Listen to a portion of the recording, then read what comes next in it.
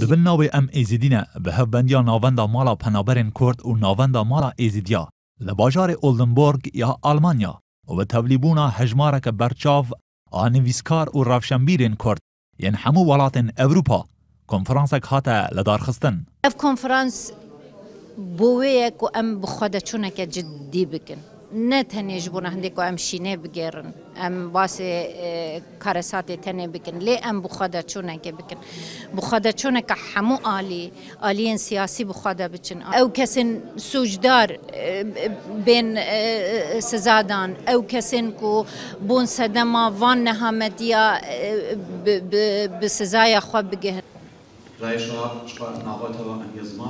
آرمان جگریدانا وی کنفرانسی کارکرنا هفپار و یک دنگیا زیداتر نابین رافشنبیر و نویسکارن کرد بو داکو زیداتر دنگ کردن ایزیدی به پارلمان اوروپا، آلمانیا و ولاتن روجاوا بگهینن. رنگ به کارساتی شنگال هرچند زور خمجین و مالویران کره بلام جوازی که لگل کارساتکانی تر دهیا اویش اویا لپیش شاو بلین کامیرکانی دنیا. گرانی ام جور کنفرانسانش زیاتر لیکولینو لما قلبونو لا رهندکانی یعنی پیموای کاریگری هیا و بەشێکی لەو ئەرکەیش بۆ جالەی کوردی خۆیەتی.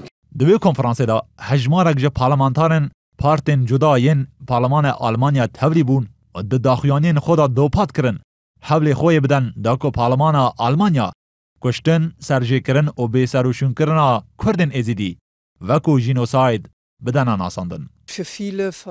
بۆ زۆرێک لە ئێمە لە فراکسیۆنەکەم لە پەرلەمان و دەبێت بە ناوی فراکسیۆنەکانی تریشەوە قسە بکەم بە دڵنیاییەوە هەوڵ دەدەین کاریگەری خۆمان پیشان بدەین و پشتگیری ڕێکخراوە کۆمەکبەخشەکان بکەین بۆ ئێزیدیەکان بەڵام شتێکی تر کە من بۆ ماوەی زیاتر لە ساڵێکە سەرقاڵم پێوەی ئەوەیە کە خێزانەکان بە یەک شاد بکەینەوە واتە ئەو کەسانەی بە تەنها وەکو پەناخواز هاتوونەتە ئەڵمانیا و خێزانەکانیان لەگەڵ نین دووبارە بە یەکیان بگەیەنینەوە.